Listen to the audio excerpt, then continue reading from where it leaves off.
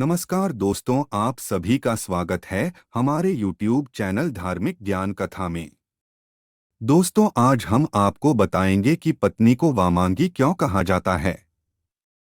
दोस्तों, पत्नी को वामंगी कहा गया है, जिसका अर्थ होता है बाएं अंग का अधिकारी। इसलिए पुरुष के शरीर का बायां हिस्सा स्त्री का माना जाता है। इसका कारण यह है कि भगवान शिव के बाएं अंग से स्त्री की उत्पत्ति हुई है, जिसका प्रतीक है शिव का अर्धनारीश्वर शरीर। यही कारण है कि हस्तरेखा विज्ञान की कुछ पुस्तकों में पुरुष के दाएं हाथ से पुरुष की और बाएं हाथ से स्त्री की स्थिति देखने की बात कही गई है। कहा जाता है कि स्त्री पुरुष की वामांगी होती है, इसलिए सोते समय और सभा में सिंदूरदान, द्विरागमन, आशीर्वाद ग्रहण करते समय और भोजन के समय स्त्री पति के बाईं ओर रहना चाहिए।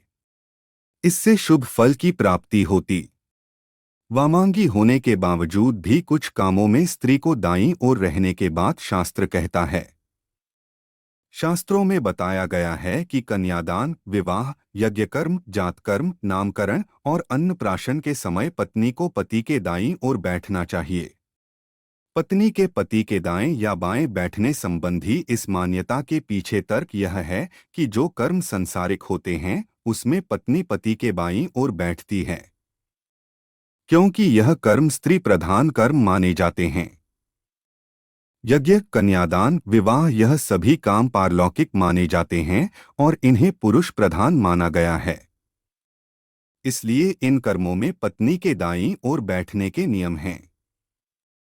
सनातन धर्म में पत्नी को पति की वामांगी कहा गया है, यानी कि पति के शरीर का बायां हिस्सा। इसके अलावा पत्नी को पति की अर्धांगिनी भी कहा जाता है, जिसका अर्थ है पत्नी पति के शरीर का आधा अंग होती है। दोनों शब्दों का सार एक ही है, जिसके अनुसार पत्नी के बिना पति अधूरा है।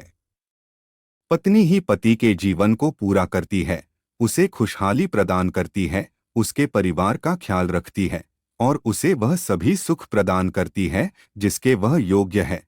पति पत्नी का रिश्ता दुनिया भर में बेहद महत्वपूर्ण बताया गया है। हिंदू धर्म के प्रसिद्ध ग्रंथ महाभारत में भी पति पत्नी के महत्वपूर्ण रिश्ते के बारे में काफी कुछ कहा गया है। भीष्म पितामह ने कहा था कि पत्नी को सदैव प्रसन्न रखना चाहिए, क्योंकि उसी से वंश की वृद्धि होती है। वह घर की लक्ष्मी है और यदि लक्ष्मी प्रसन्न होगी तभी घर में खुशियां आएगी। इसके अलावा भी अनेक धार्मिक ग्रंथों में पत्नी के गुणों के बारे में विस्तार पूर्वक बताया गया है। आज आपको गरुड़ पुराण, जिसे लोक प्रचलित भाषा में गृहस्थों के कल्याण की पुराण भी कहा गया है, उसमें उल्लिखित पत्नी के कुछ गुणों की संक्षिप्त व्याख्या करेंगे। गरुड़ पुराण में पत्नी के जिन गुणों के बारे में बताया गया है, उसके अनुसार जिस व्यक्ति की पत्नी में ये गुण हो उसे स्वयं को भाग्यशाली समझना चाहिए। कहते हैं पत्नी के सुख के मामले में देवराज इंद्र अति भाग्यशाली थे, इसलिए गरुड़ पुराण के तथ्य यही कहते हैं। सा भार्या या गृहे दक्षा, सा भार्या या प्रियंवदा, सा भार्या या पतिप्राणा, सा भार्या या पतिव्रता। गरुड़ पुराण में पत्नी के गुणों को समझने वाला एक श्लोक मिलता है, यानी जो पत्नी गृह कार्य में दक्ष है, जो प्रियवादिनी है, जिसके पति ही प्राण हैं और जो पतिपरायणा है, वास्तव में वही पत्नी है। गृह कार्य में दक्ष से तात्पर्य है वह पत्नी जो घर के काम काज संभालने वाली हो, घर के सदस्यों का आदर सम्मान करती हो, बड़े से लेकर छोटों का भी ख्याल रखती हो।